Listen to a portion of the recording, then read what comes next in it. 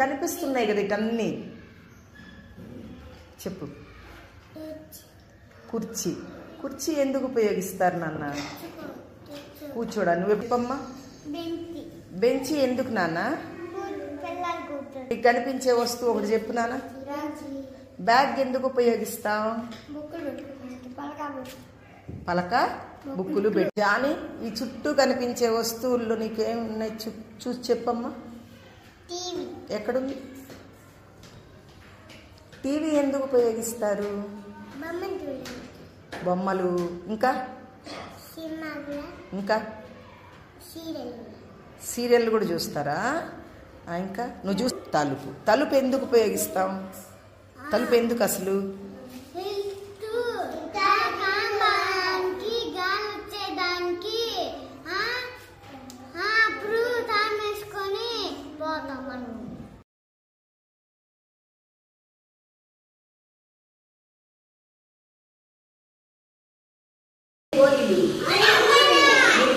Scale అయినా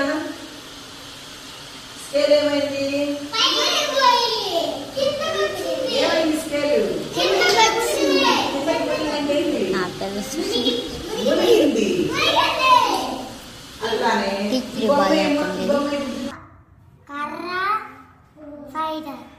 ఇవన్నీ తేలినాయి కదా.